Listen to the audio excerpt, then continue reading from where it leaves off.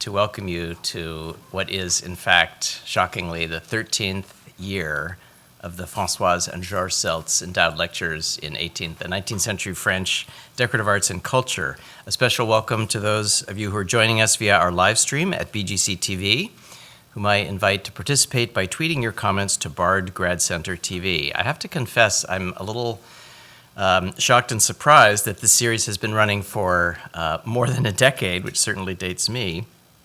And I think we have a particularly good program on track this year. We certainly have a jazzy poster that I hope you all noticed on the way in.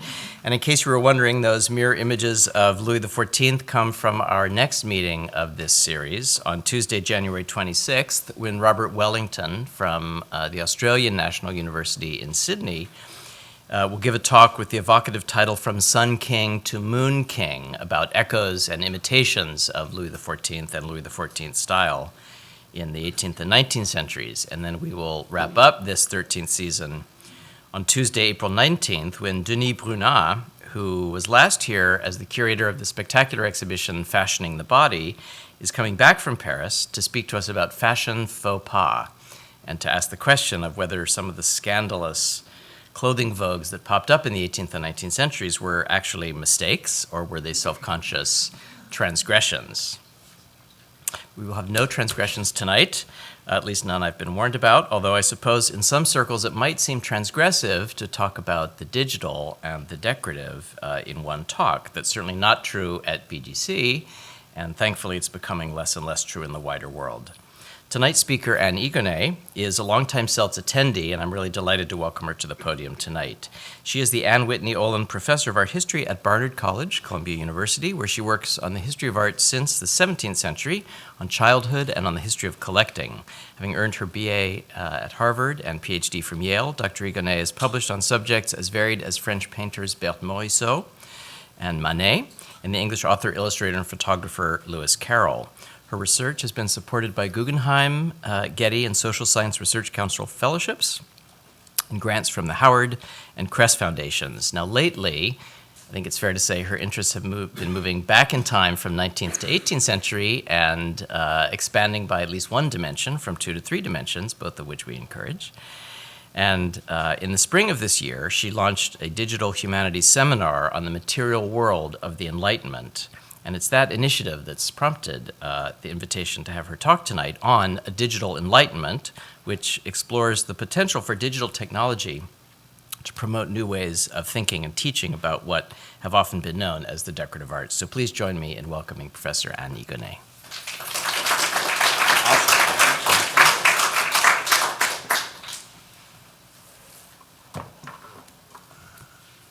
Yeah, that was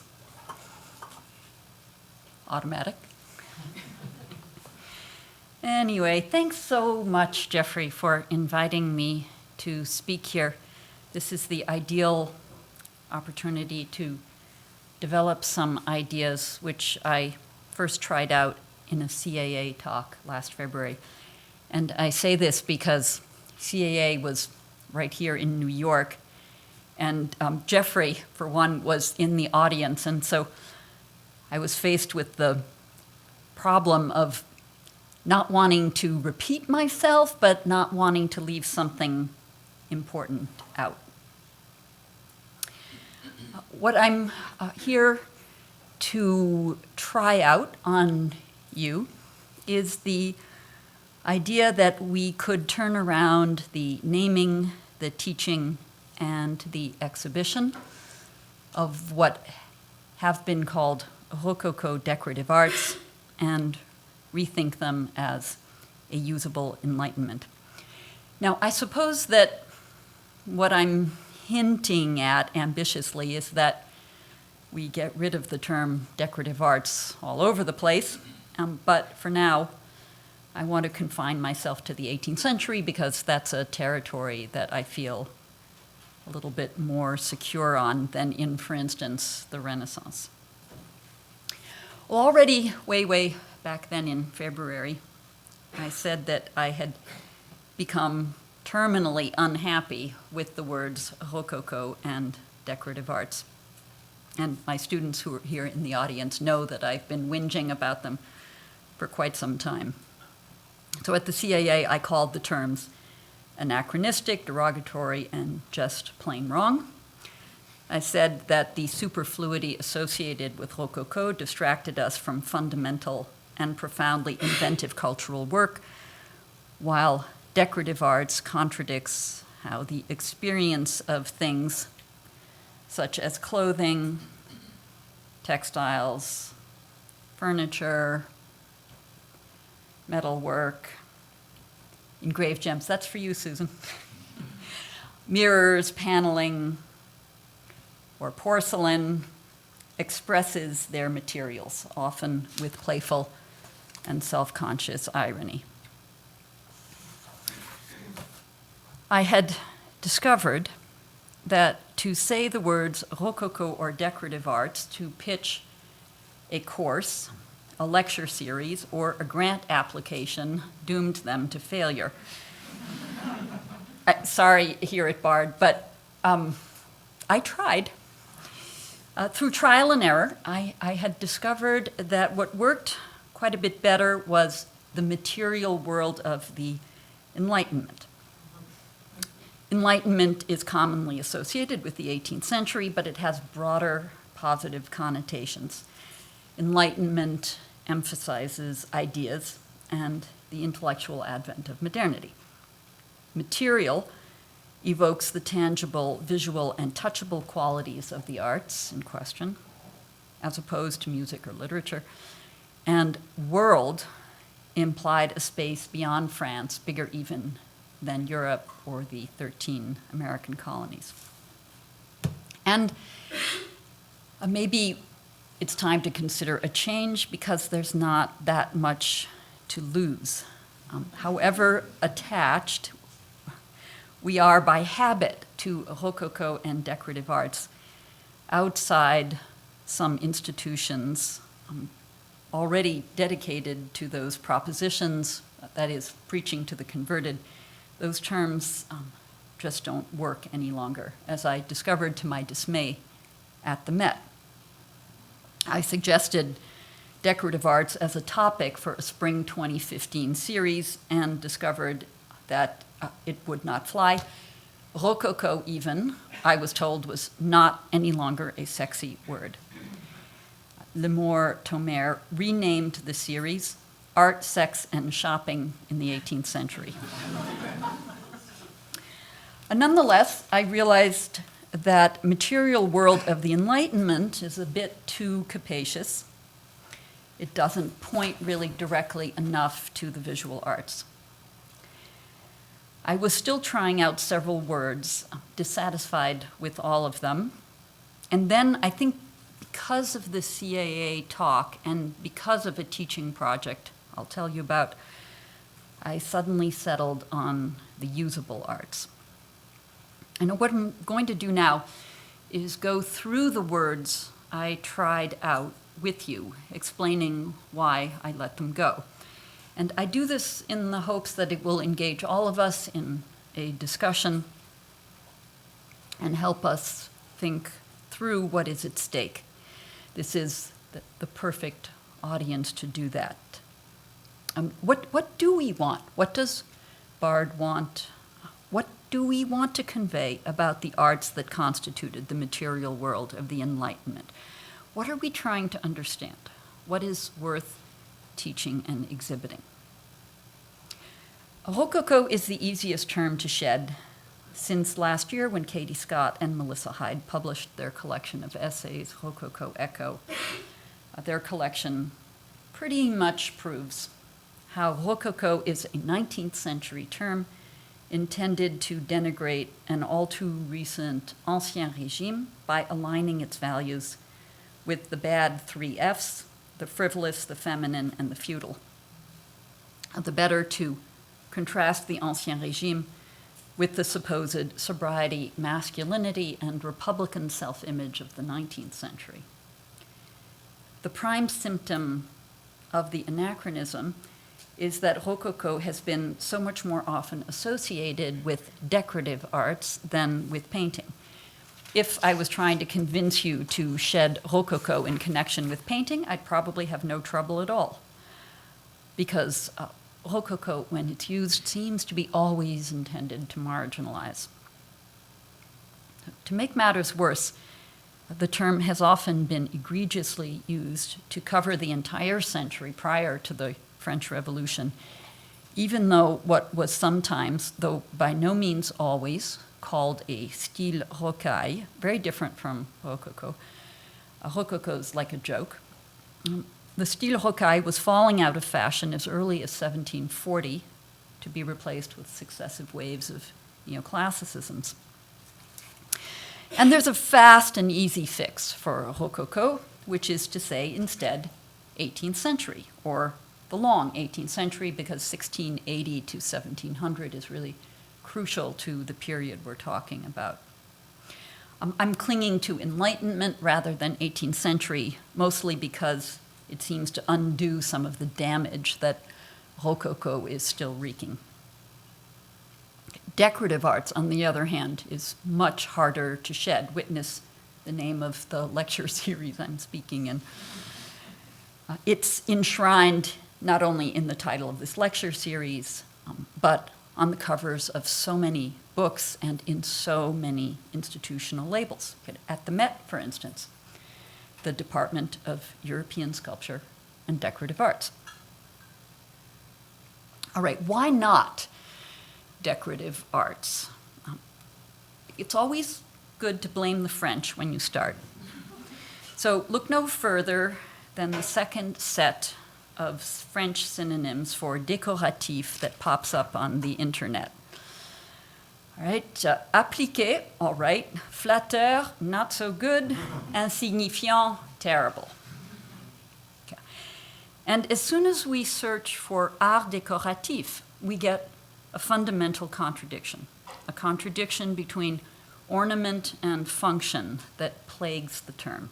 Okay. Ornamental and functional could be, and often are, the opposites of each other. They almost cancel each other out. In the dictionary definition, it says les arts décoratifs sont pratiqués par les métiers d'art traditionnellement définis par leur production ornementale et fonctionnelle, blah, blah, blah, blah, blah, blah, blah. What are we talking about? Surface decoration or functional design? What about when the surface of the object has no ornament, or when the object is not functional? The 18th century itself did not use the term art décoratif. As Lavezzi has definitively shown, the term only enters the Dictionnaire Littré in 1877. The Union des Arts Décoratifs was founded only in 1882. In Walter Benjamin's theoretical framework, decorative is what objects became when their use value was replaced by their exhibition value. When 18th century objects had ceased being used, and then, having been deeply unfashionable, became fashionable again, but so precious and fragile that few people could own them and fewer could use them, when they were put behind cordons in period rooms or vitrines, immobile and closed, with only their surface ornamentation visible to public audiences, then they did, in a way, become decorative. Many scholars of the 18th century have pointed out that decorative arts works rather in the same way as Rococo, to position visual arts other than painting and large-scale sculpture in relation to painting as inferior, feminized, and unintellectual. Many scholars of all periods, over more than 50 years, among them Christeller and Belting, have linked this positioning to the emergence of a modern and Western concept of art. Among thought-provoking recent examples, I would single out Martin's 2010 essay, Relics of Another Age, Art History, the Decorative Arts, and the Museum. First, he makes my task easy by summarizing the historiography of decorative arts. And secondly, because he makes my task hard. While he points to that key 1877 date, he designates what he calls the Enlightenment as the hinge at which the conditions for the term decorative arts begin to appear. For Martin, the single key moment is the 1751 publication of Diderot's Encyclopédie. And I should interject here that my student, Charles Kang, is doing dissertation research on the origins and aftermath of the Encyclopédie's plates, which amply confirm Martin's assertion. Anyway, consequently, Martin makes his argument that decorative arts is an irrelevant term for what he calls a pre-modern era, especially the European Renaissance. But that leaves the 18th century as a critical turning point, the most difficult, perhaps, to understand, and therefore, for me, the most fascinating. Here we can move to Glenn Adamson's provocative 2013 book, The Invention of Craft. Adamson argues that the term craft and its connotations are 19th century inventions to compensate romantically and nostalgically for the conditions of industrialization, for divisions of labor, for mass production, for the assembly line. Craft, Adamson argues, distorts the history of work, both before and during industrialization, denying the role of machines prior to the 19th century, denying the role of skill and formal intelligence in the mechanical work of the 19th and 20th century, creating marginalized zones of creativity which keep women in a subordinate feminine situation. Okay, Adamson's argument in its details may be particular to Britain, but in a general sense, it can be transposed across the Channel. In France, I would say, art décoratif functions the way craft does in Britain. Decorative arts, art décoratif, is much more about the ideological and economic conditions of the second half of the 19th century than it is about the long 18th century. It obscures a conceptual watershed of great intellectual, economic, and social significance. That watershed itself is not exactly my subject today. Something crucial, I am convinced, does happen around 1750 in France. The Encyclopédie is a very important system, all the more so because there are so many other illustrated books that publish craft knowledge right around the same time. And so is the appearance of signature marks in a variety of media, notably Didon's on Sèvres porcelain beginning in 1754. Rowe has shown that the first publication of artisans' marks occurred in 1750, which means that as of 1750, the translation of an artisan's mark into an individual name becomes public knowledge. A name like the one that Germain leaves on this masterpiece of a coffee pot. These voluntary inscriptions of individuality, it seems to me, are as telling as the Corporation des Menuisiers' New Guild Rule of 1743, confirmed in 1751, there's that date again, that members had to stamp their products with a mark. Or rather, what seems telling to me is the coincidence of voluntary and mandatory marking. However, for now, I want to signal this tipping point, not to study it in itself, although I would eventually like to do that, but for now to say that something is happening in the decades leading up to 1750 that is worth paying attention to. During those decades occurs a surge of creativity and invention that completely contradicts the pejorative connotations of decorative arts. So back to finding a better name. Material culture. All right, I noticed that on the Barred History of Design, the bets are being hedged by saying in the subtitle, Decorative Arts and Material Culture. Okay, the pros of material culture, the emphasis on the cultural significance of materials, and the prevalence of the term among some art historians as well as anthropologists. But cons, the semantic differences from any term that includes the word art, which automatically demotes material culture in relation to art. Another con, the absence of a reference to the aesthetic. Actually, let me stay with this. All right, applied arts. Pro, the word arts. Pro, its possible translation into French as métier d'art. Also pro, its implication of skill and practical function. But con, its inferiority in relation to its binary, the fine arts, and its implication, like decorative, that what is involved is merely added to a surface. At this point, I wondered if my mind might be opened to new possibilities by French terms. I thought maybe with sort of a little bit of linguistic aeration of the brain would help. I did like les arts vécus. I liked the implication of arts that are experienced, not just contemplated, but experienced. The translation possibilities, moreover, I should say, however, contemplation, however, this is the con, could be considered an experience. And the translation possibilities were less than optimal. Arts of experience and lived arts sounded very, very awkward to me. Art vécu is not common but not unknown either.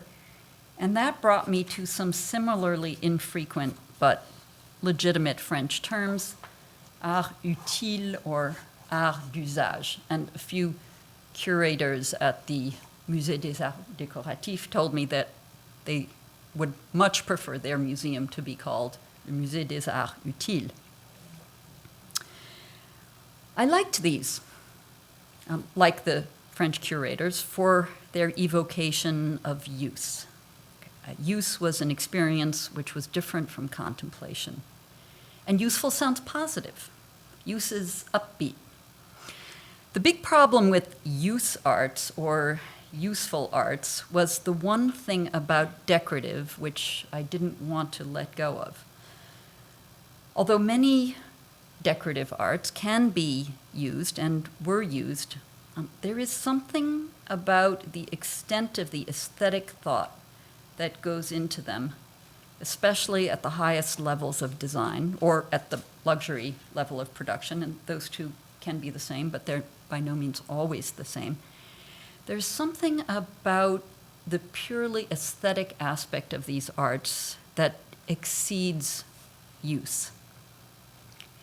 Is, to cite a notorious instance, a Sèvres elephant vase really useful? The gilt bronzes on a desk by Eubène commissioned by Madame de Pompadour are useful. They protect the most fragile points of the desk. But clearly, they're also purely aesthetic. If only because if sturdy desk legs were the whole intention, then why are the legs so slender? And why, furthermore, perforated? Especially in the second leg from the left, you can see that you go right, there's negative space exactly where you functionally want it the least. But I felt I was getting close. Usage got me to the English word usable. Usable, I liked because use is invoked, but as a potential rather than a practice or an actual experience. Usable. And the synonyms are even better.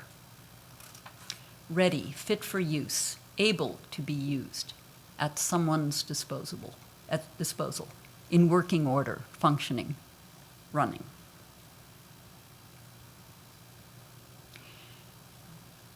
Now, usually, when I look in dictionaries for definitions, I pay no attention to these charts that show the use of words because it's very unclear to me what they mean. Is a word actually used more often as time goes on simply because more books are being printed or because the internet is exploding? But in the case of usable, I was interested in the chart because it seemed to show that usable had hardly been in use at all until very, very recently. And this made me confront that my attention had been drawn to usable because I was at the start of Barnard's and Columbia's first undergraduate digital humanities seminar called A Virtual Enlightenment. Usable is a word which has existed for a long time in English, but which has become prevalent only in the digital age.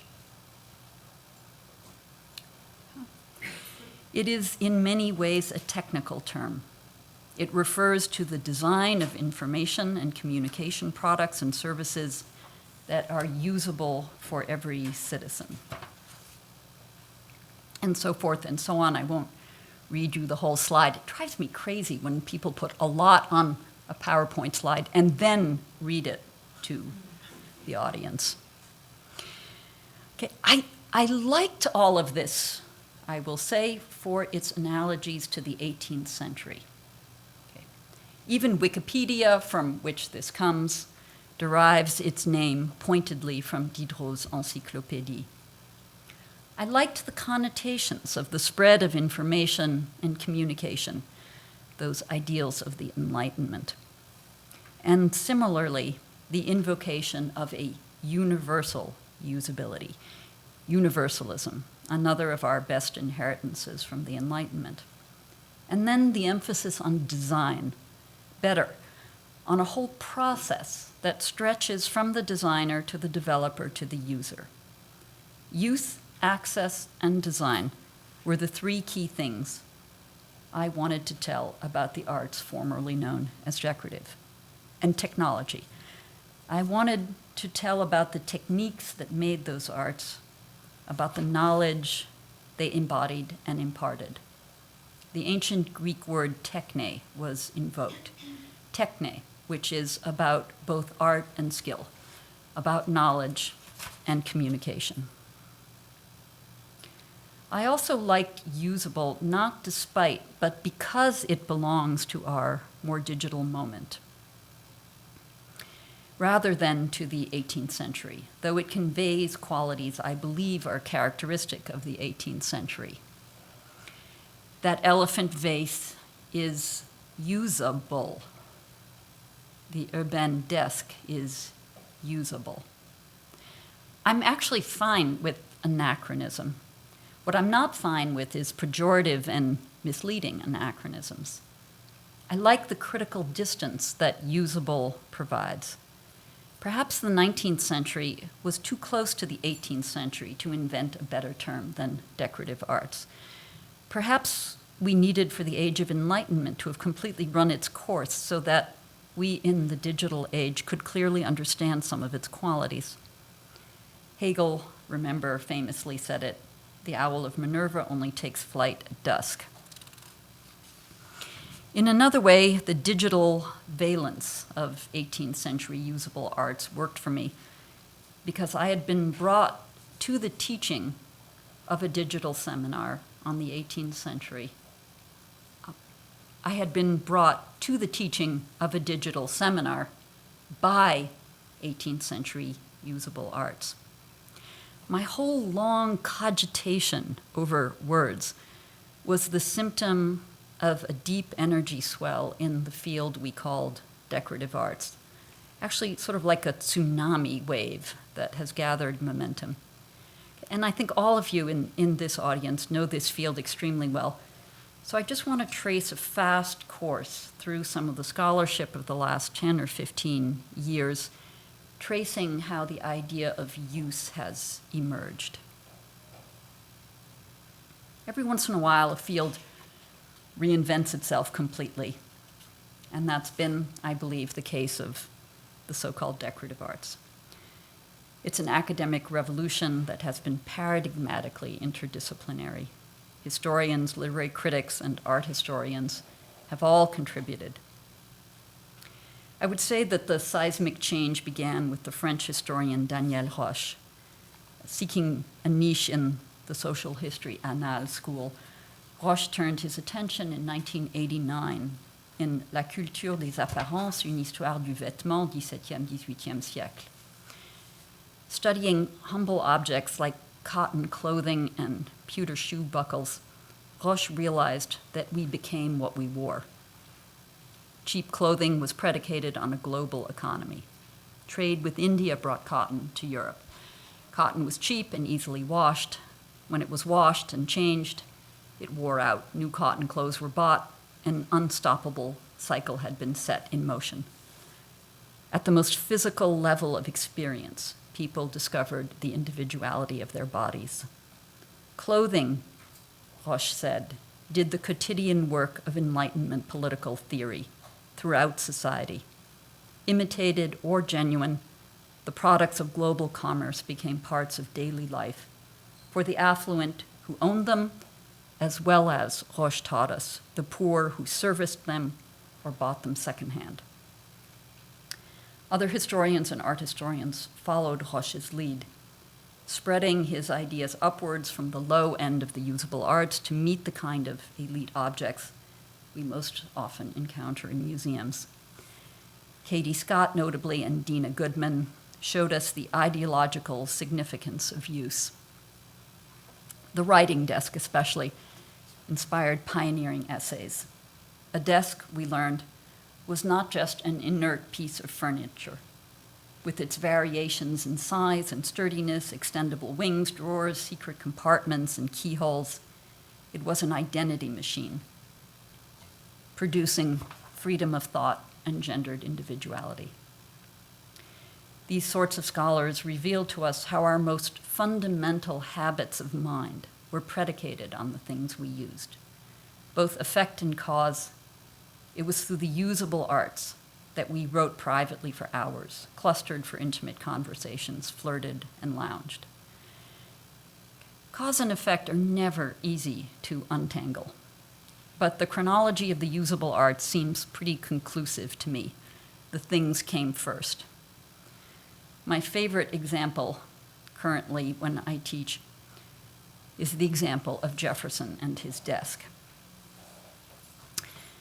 To prepare himself for the drafting of the Declaration of Independence, Jefferson commissioned a desk, a personal laptop desk. It's incontrovertible which came first.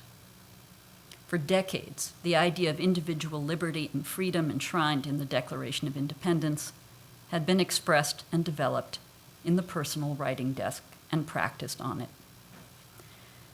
Meanwhile, a group of paintings became canonical in a new way because they represented use. De Troyes, we see it everywhere now. Boucher, also everywhere, including on the cover of some editions of Roche.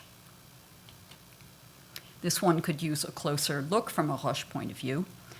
What do we make of the servant girl being dressed from kerchief to toe in commodities which 2 generations before would have been unknown? And especially the sort of shoe pointed toward the front of picture space, about which Roche writes so eloquently. It's hard to feel you're an individual with innate rights when your feet are jammed into one-size-fits-all wooden clogs. And what about this portrait, which the idea of use, I believe, makes rather more interesting than all the Boucher portraits of Pompadour? What gender-bending game are Pompadour and de la Tour playing with their audiences when they make us scrutinize the corner of a desk so closely to discern whether it is properly feminine or masculine? It seems to me that we still need to think a bit harder about how and why we use paintings to explain the usable arts, but that's another chapter for another venue.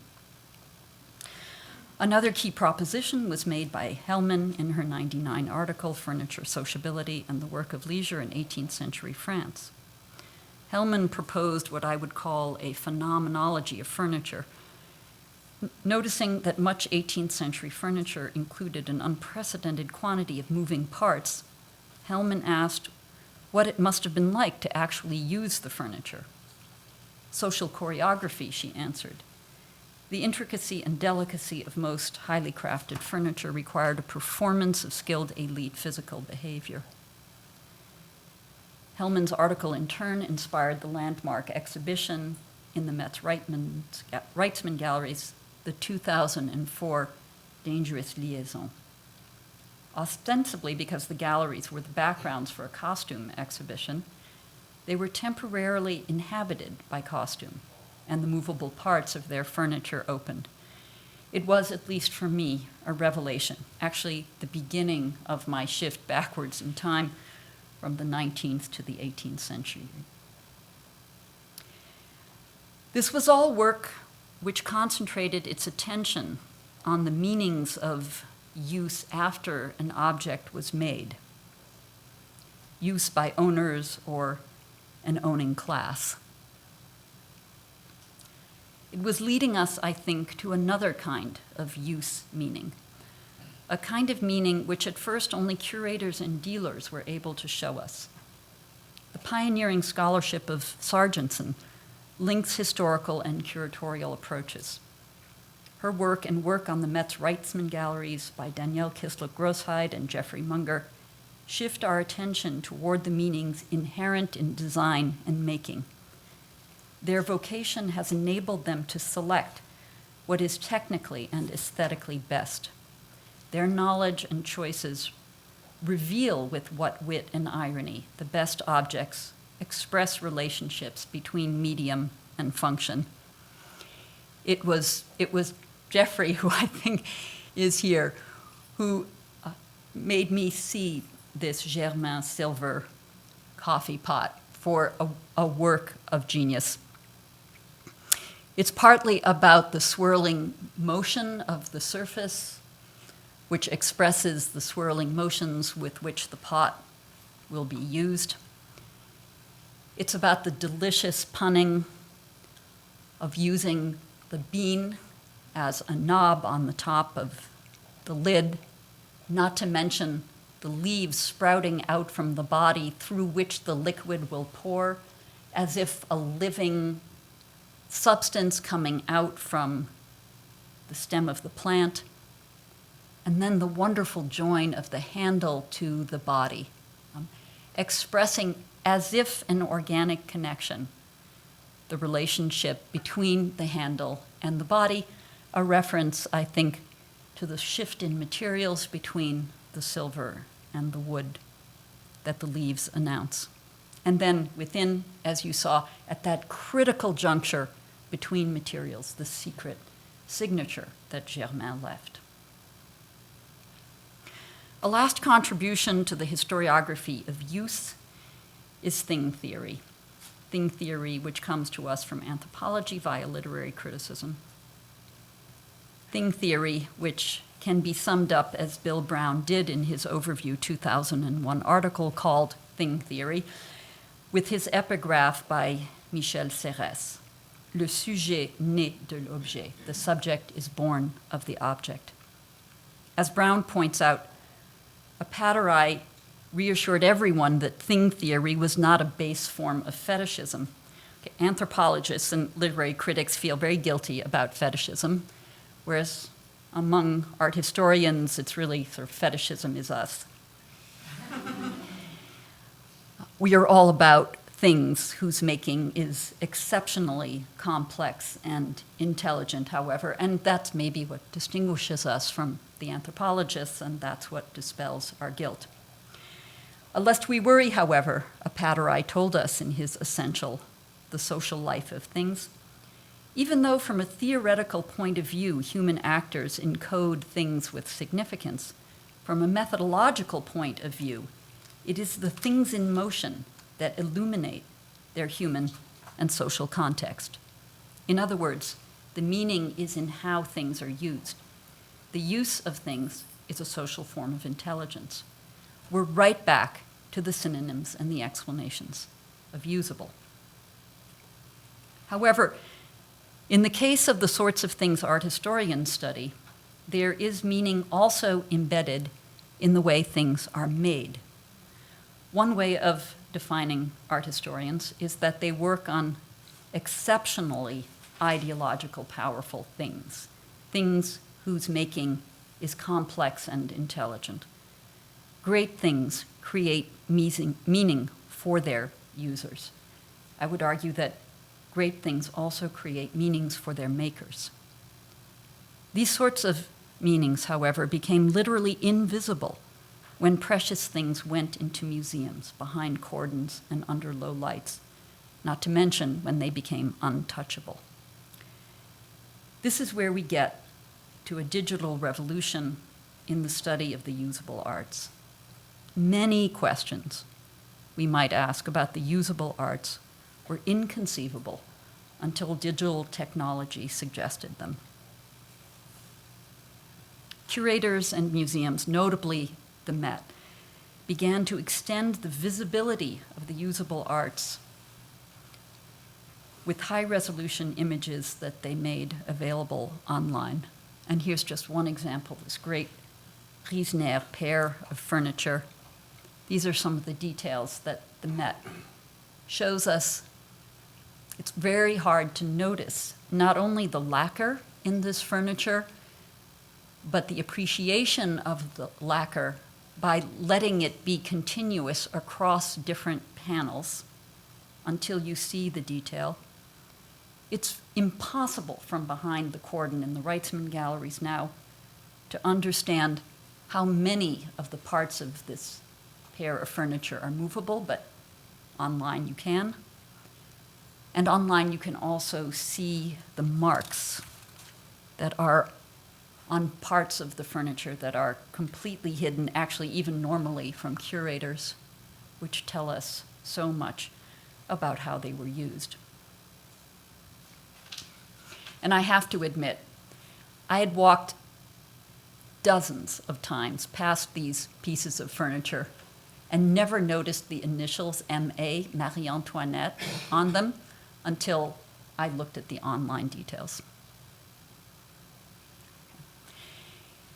These details supplement even such important primary sources as the encyclopédie. In the encyclopédie, we get the work, the tools, and the products.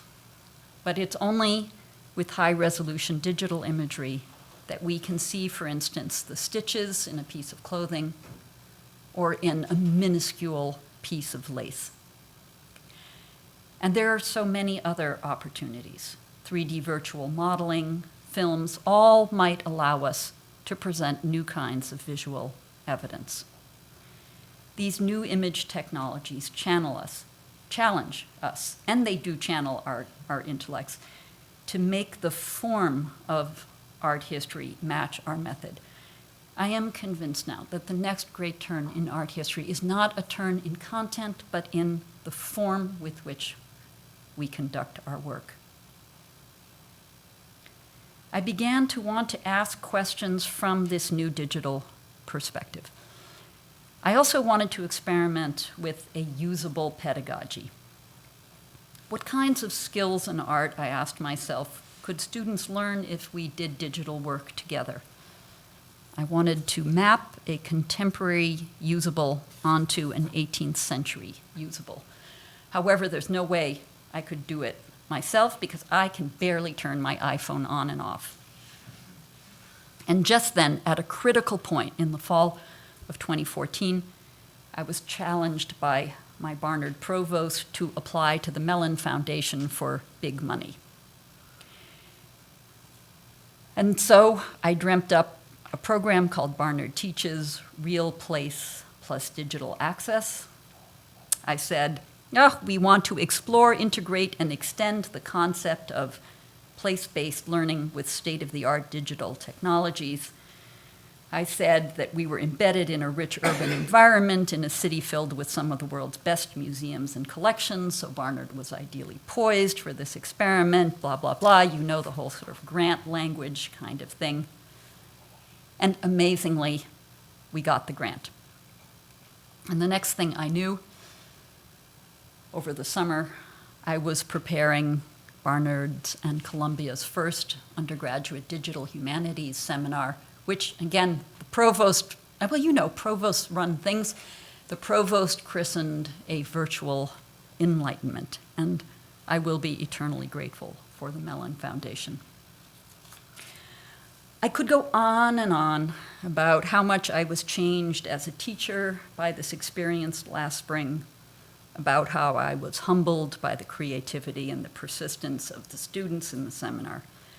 But I think it's better to perform that than to talk about it by showing you a few of the marvelous projects that they did.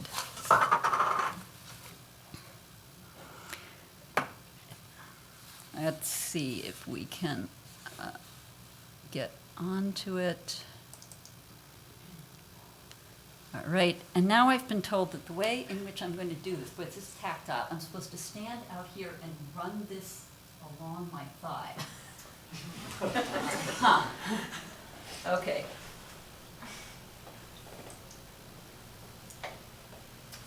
All right, so the first thing I'm going to show you is this room plan by Megan, who's here. This is use of digital technology to help viewers focus on the totality of the objects in the room, to give them a sense that every single one of those objects could be explored, and also to give you a sense through the color bar, which was inspired by the Cooper-Hewitt use of colors, to give you a sense of the intensity and the vitality of this room. And I have to say that when the newest hire in the Barnard library system was showing me this landing page, he said, "Oh, this is very technically sophisticated." All right, now I run this down here. Okay, and I want to show you Roanne's work on furniture. Of course, this is a continuation of what I told you about the writing desk, but Roanne had the marvelous idea of getting up close and showing you the workings of the desk, and then enabling you to see what kinds of technical diagrams went into that, to look more closely again at the relationship between the mechanical and the decorative on the desk. And she put Marie Antoinette in. And then began to talk about the body as machine. Okay. There's also a wonderful bit about marquetry, which I would urge you to look at. Okay. And here is a project on porcelain.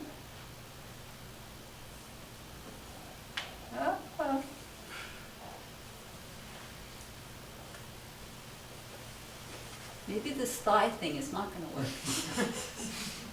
Let's see. Maybe it's a little bit slow. Oh, it would be sad if it didn't work. Okay, let me go back to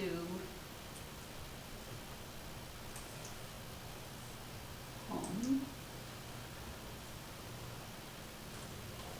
On the color bar, it'll work. Ah, on the color bar it will work. Okay.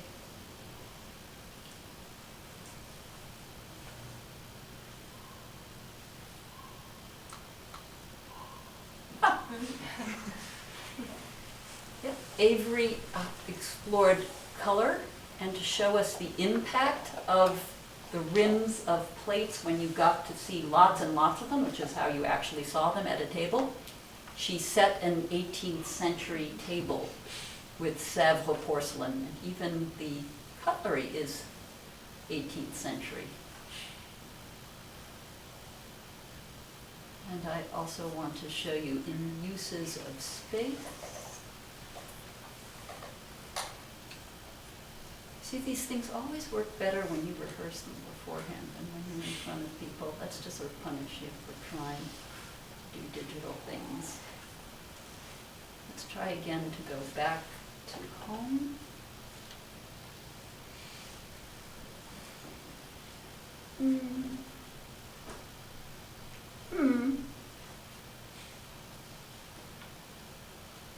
Let's see if I do it this way. It'll work better.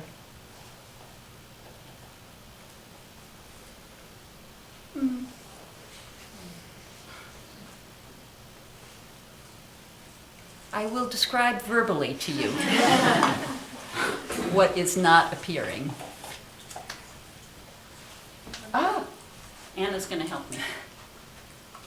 Well, what we're trying to get to is, in uses of space, a wonderful bit. Okay, wonderful. Anna, can you just help me because you're so good at this? No problem. Come here. You go here. Okay, you go here. Okay, so if you go to Masters, and then to Snuff Boxes, and then down to Use of the Tabatière. This is a project done by Semina. So she united contemporary sources about the use of the tabatière. Okay, now if you halt here, she had a really marvelous insight. Jeffrey Munger was telling her telling the whole class when we were at the museum, about how these snuff boxes were supposed to be used by twirling them in the hand, so that every side of the snuff boxes is equally important. And Semina thought, that's exactly what 3D modeling makes things look like. It makes them revolve in space. So if you can click that, she 3D modeled one of the Met's most wonderful snuff boxes, and she really wanted to make sure you knew it was at the Met.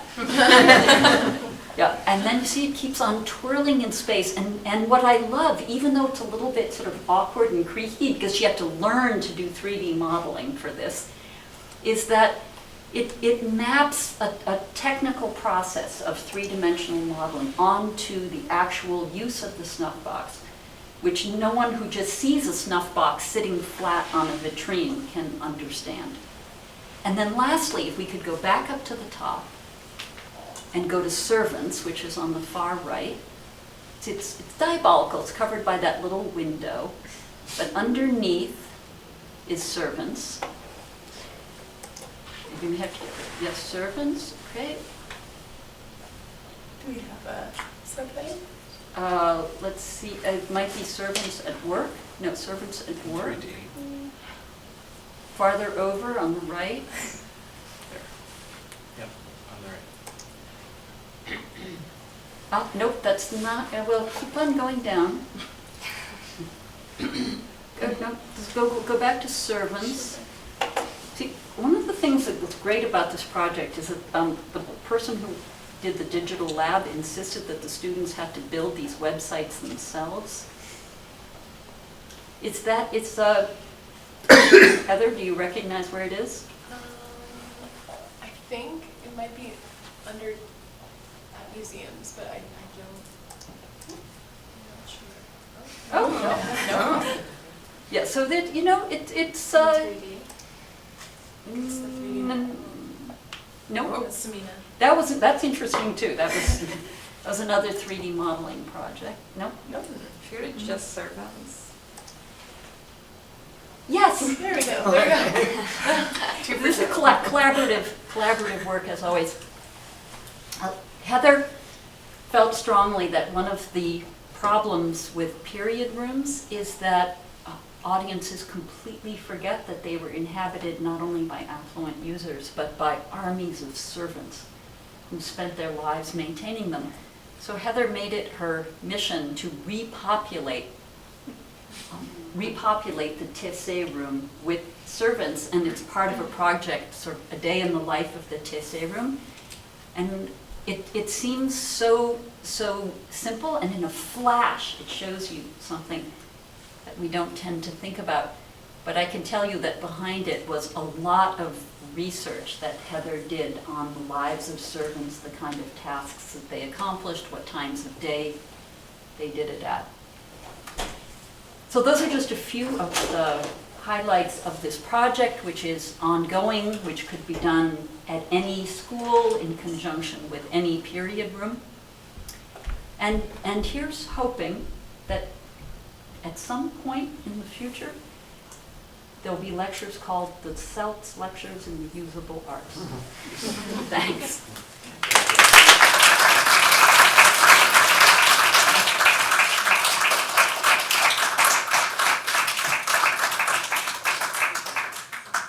And you've covered an enormous amount of ground, and I take my hat off to someone who has the courage courage to challenge the very name of the series in which that takes chutzpah that we like here. So let's throw the floor open to any questions, comments, or reactions. I would love to hear at some point, whether now or later, actually from the students, many of whom are here, so we can do that at whatever time it's convenient, but I'd love to hear about their experience. Maybe we'll hold that in reserve. Why don't we go with you? I was curious, Christine Rother, what you make of the German term Kunstgewerbe, but of course Riegel was the director of the Kunstgewerbe Museum in Vienna, and the attitude towards usable art, material culture. Well, maybe a tip-off is the extreme cultural specificity of naming. And French is the language that I know the best other than English. But I think that if we made the rounds of what the term is in every language, it would aerate all our brains. And I think it would be a way toward a solution. I just did that, actually.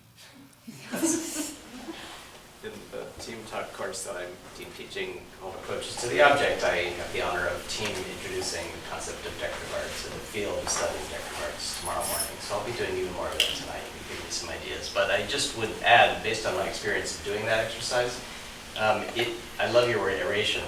It's actually not as clear cut as you obviously discovered that you were looking just at French, but there is no one term for these things in any of the languages, any of them at all. And even if there were at one time one term, that term has changed, and now we have the exact same cacophony of people suggesting new terms. We were talking about the trip to the Franz Meyer, and I was very struck by Gustave Courriel, who's a major scholar, who lived for a long time very happily under the rubric of decorative arts, but he's rejected it in a similar way and proposed a term that is a combination of yours, which he calls artes utiles suntuarias, which manages to get, it's clunky, but it manages to get art, use, and the fact that what he's interested in is luxury objects. And so there's going to be this piling up of terms, I think, everyone does the inventory, and maybe it would help, but it won't give a clear-cut answer, I don't think. No, I think it is, I think the language issue is a symptom of a fundamental intellectual problem. There's so much unity around painting and sculpture, and so much scatter around everything else. And to me, that means that we've thought through painting and sculpture in a very adequate way, and we need to turn our minds to something else. And what you say about the sumptuous or luxury, I think points to the possibility that the appropriate terms might be different in every historical period. I think sumptuary may work very, very well for the Renaissance and would not work so well for the 18th century. But it's not, sumptuary makes you think. It's very important to work through the idea of luxury. I've been noticing, well, for instance, the Met series I gave in the spring. I think people came for the luxury, but they left for the democracy.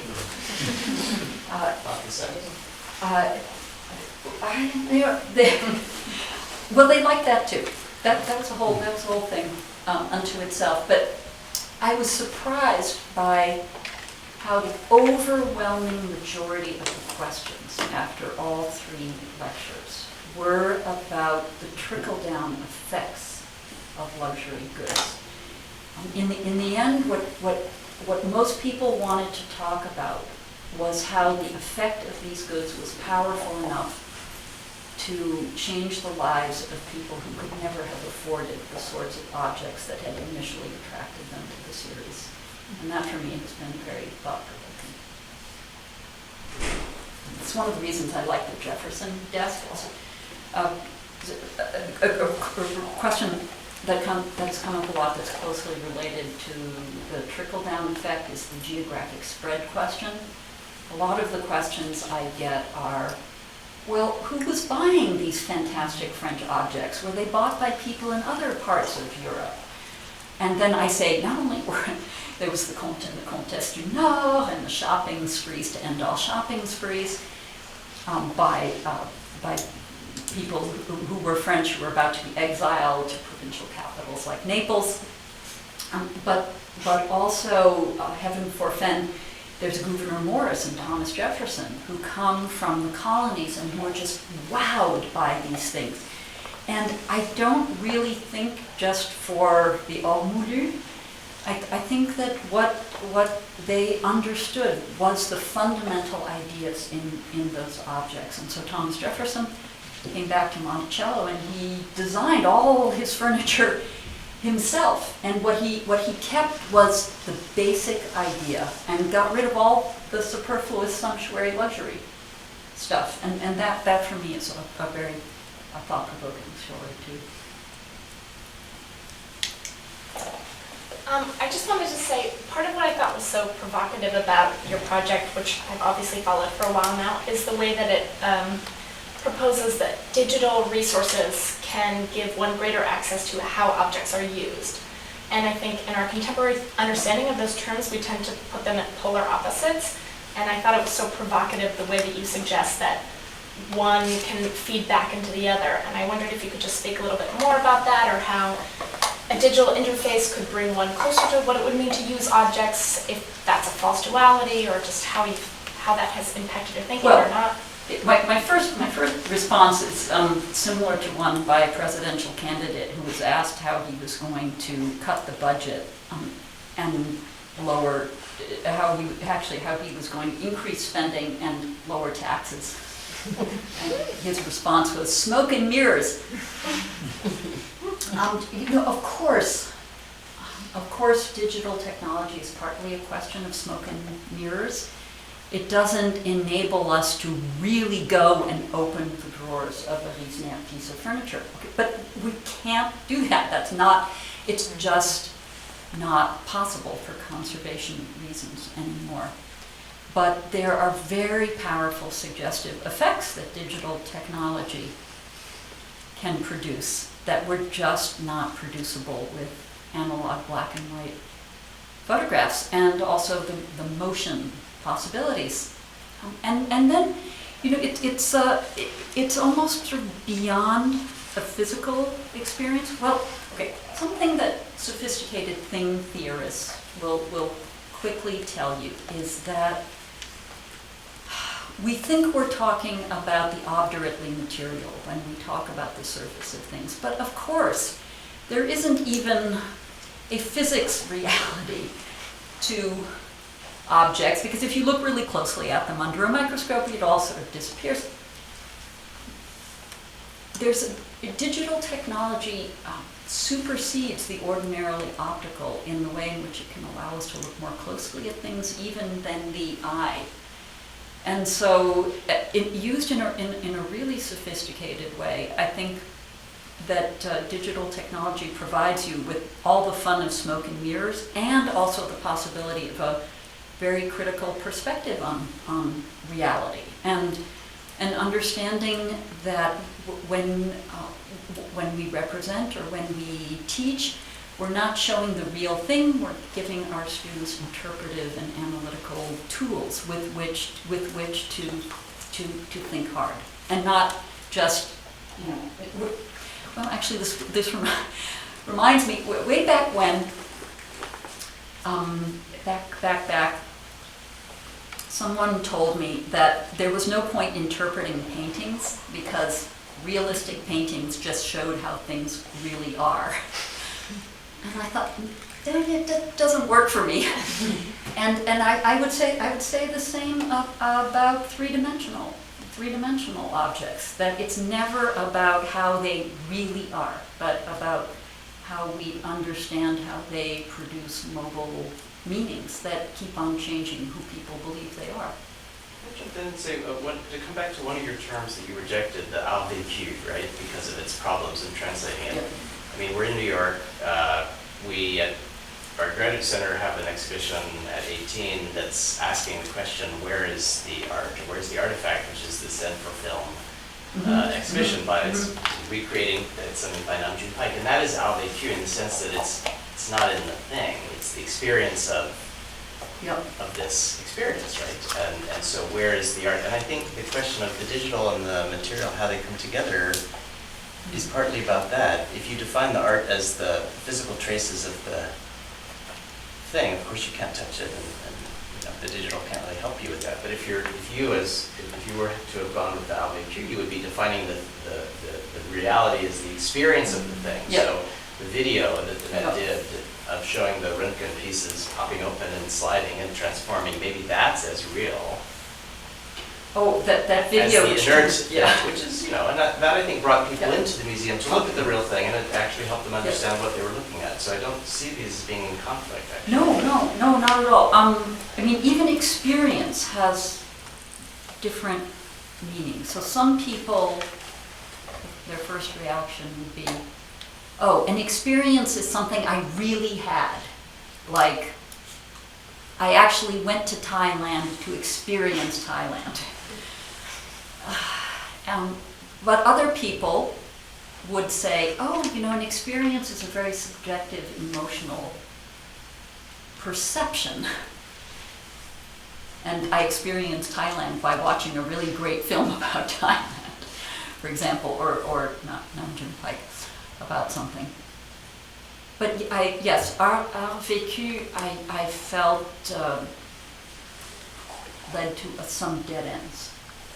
I think devil's advocate on the thing, because you mentioned Mimi Hellman, and some of her work recently has been not about the visibility of these things, but the invisibility of these things in context. And of course, one of the innovations of the Reitzman installation is to dim the lights to show things more as they would have been lived, right? That it's perhaps a barrier to extreme visibility, but it's actually recreating historical circumstances of visuality. So is this a way that the digital can assist, not by making things more visible, but by making them less visible in ways that would be also making the period? Yeah, well, what I was saying that Mimi Hellman. Doesn't make any sense. Just, what she said in 1999. But, absolutely. And in some important ways, part of a historically accurate phenomenology of objects would have to do with untouchability, invisibility, barriers to access. Absolutely. But that's one of the reasons why, when I read Dina Goodman about locks, I was just totally blown away. It remains one of my very, very favorite pieces of recent scholarship. And I didn't talk about it today because once I start talking about locks, I just can't stop. Because she's so subtle in the way in which she points out that the locks are paradoxically an advertisement of, they're paradoxical advertisement of secrecy. And they're so visible in order to make you aware of what is invisible because of the lock. And she does a wonderful, wonderful job sort of teasing that out. So that's another example. And yet here we come back to Heather's interest in the servants, which I think is so important. It's very historically important to talk about for whom things are visible and for whom they are invisible. And the revelation in the wonderful essays on the writing desk about how one of the jobs of the servants is to get into some compartments to refill the inkwells at the same time as they're refused access to other compartments, because that's where the letters are. It was such an important point and really brought us back again to this, I think, this fundamental idea that Daniel Roche exploded on us, which is that these things that in the past were so pejoratively associated with ancien régime, good-for-nothing aristocrats, were not only was there a trickle-down effect, but many people, like servants, had very intimate experiences of these objects. Thanks very much for this. It raises lots of fascinating puzzles. Which are quite troubling.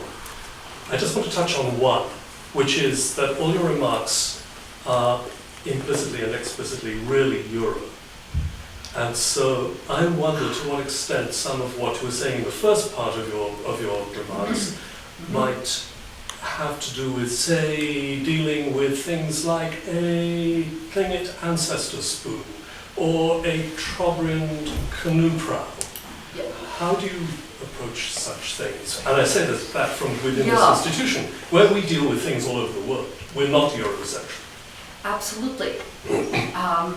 Well, okay, let me just cite a couple of examples where I think that the not sacred quality of things that are not painting and sculpture have allowed, precisely because there seems to be less at stake. Well, for one thing, there's less financially at stake on the market.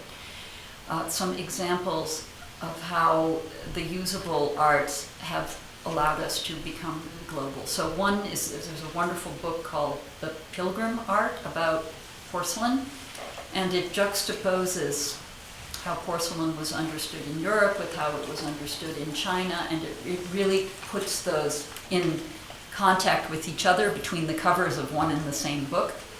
And another example at the Met was the textile exhibition. In the interwoven globe, in which, since when have textiles been the subject of a blockbuster exhibition? Only since there was a convergence between a more global art history and an increase of interest in the usable arts, and those came together in a way that had to overcome boundaries between departments at the Met. And what was even more fascinating to me than that all these different departments at the Met had collaborated to create this fantastic exhibition was that a lot of the objects that were in there were sort of at the fringes of those departments. It was as if the exhibition had worked along the seams between different Met departments and revealed what was beautiful and important about these previously invisible seams. I just loved that exhibition. Yeah, so that's another example. And of course they're big language obstacles because as all of you know who have done work in the trenches, you really have to get in there in the archives and know the language of the archive very well. So it's really hard to do Chinese porcelain and French porcelain simultaneously.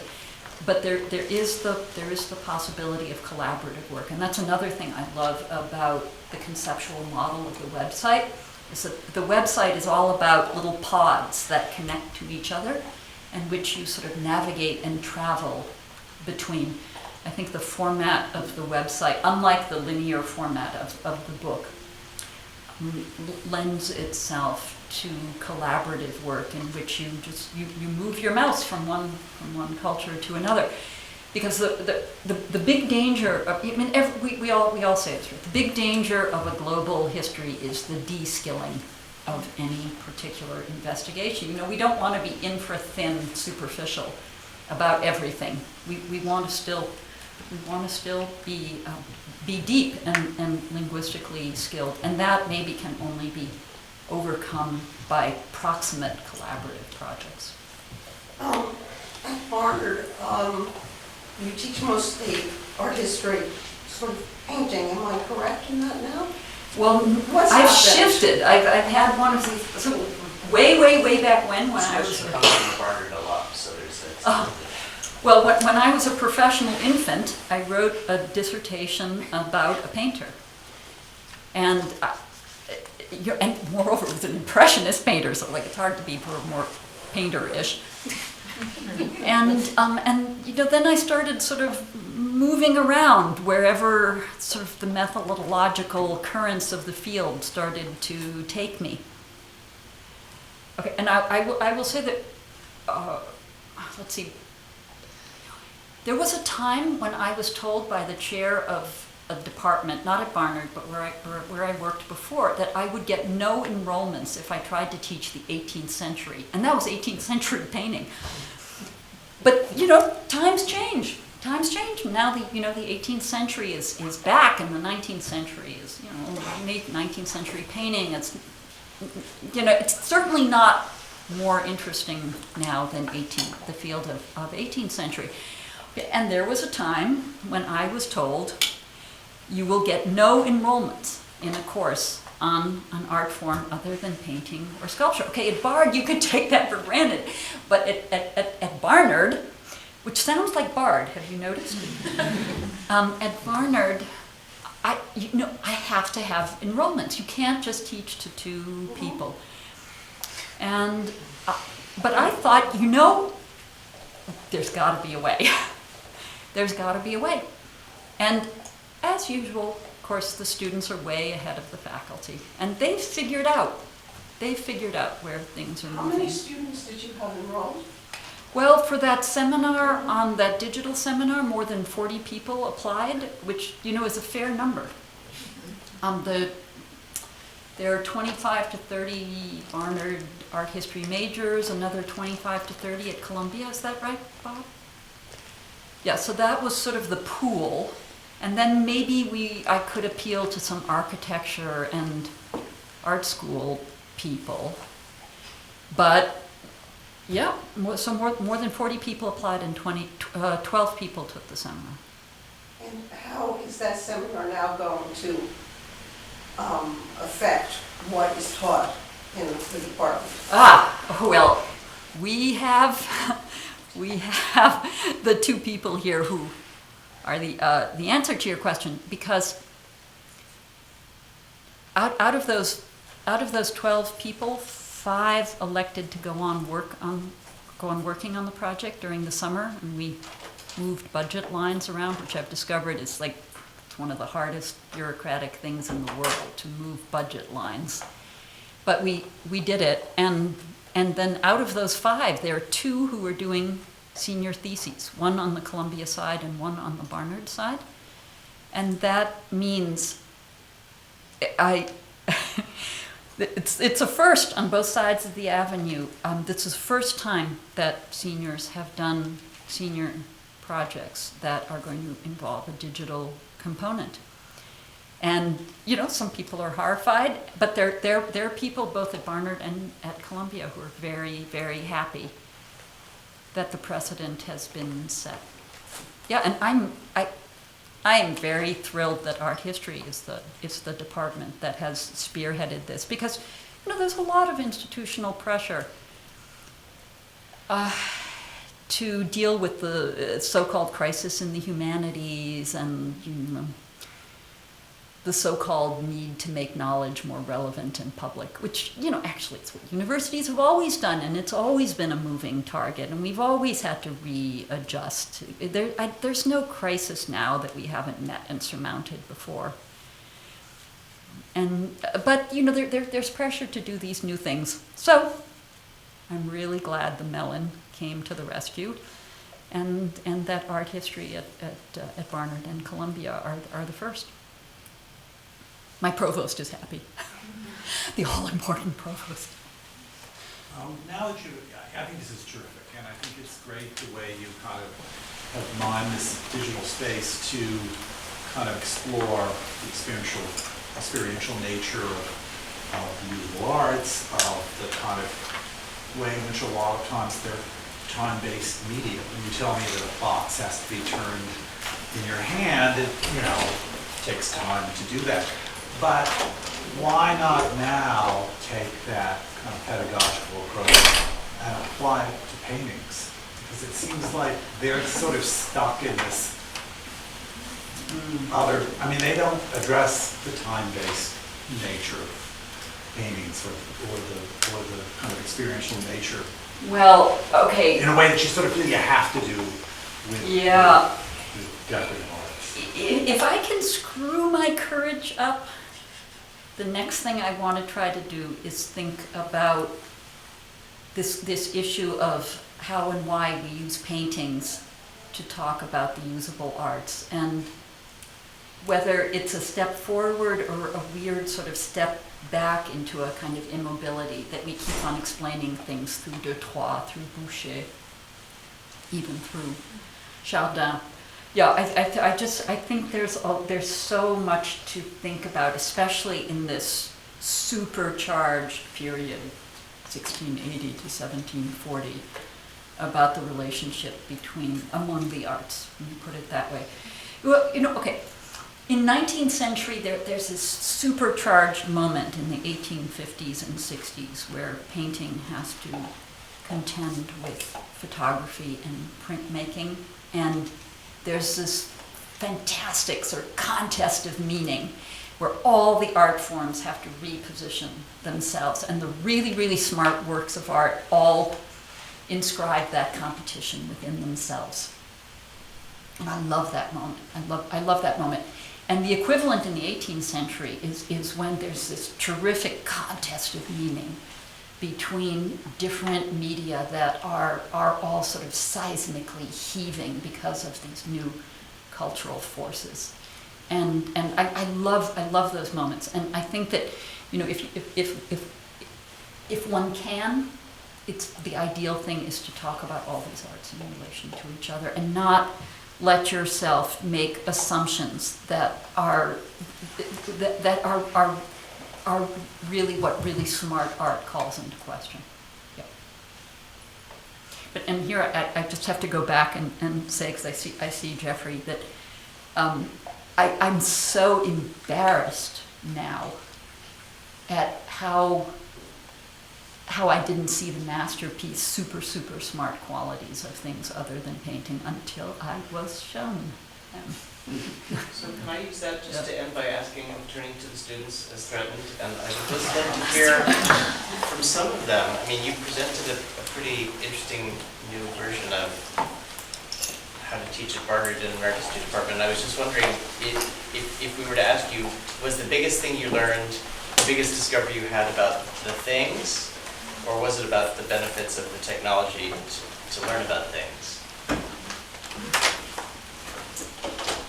I think it was about the things, to learn more about the objects and how they would have been used. And I worked on the materials and the makers part of the project, and to really, I can't remember whose lecture it was, but somebody said, I think it was Professor Higonnet, she said, let's put the humans back into the humanities. And that was the whole... I think that was actually my thesis application. Okay. Megan coined that phrase, and that's what our goal was. And we were looking at the encyclopedia and looking at all of the people behind all of these magnificent luxury goods, and to really be able to understand how they were made, why they were made, who used them, and why they were used. That was just incredible. And to be able to show the world that is even more impactful than that. But I think the digital skills definitely, definitely. helped too. It kind of made us find a new way to envision things. Knowing or understanding the potential of something like Photoshop to use the images that are on the MES website and make them come alive and put them on an accessible, readable photo essay almost was very interesting for me. And to find new ways of using one tool, I think is like trying to make the marker tree on a desk look less faded by, picking colors and amping them up a little bit and like comparing and contrasting. Very, very simple things. But then once you use those tools, you understand more completely the objects themselves. Or showing a rotating candlestick so you can understand that it has three sides that are different. Yeah, which we know from reading, but when you see it, it's who is your intended audience for this site that you've described here? We wrote it, our guidelines were to follow kind of museum protocol, so we were supposed to stick to 100-word chunks of text and try to be as direct while still being informative.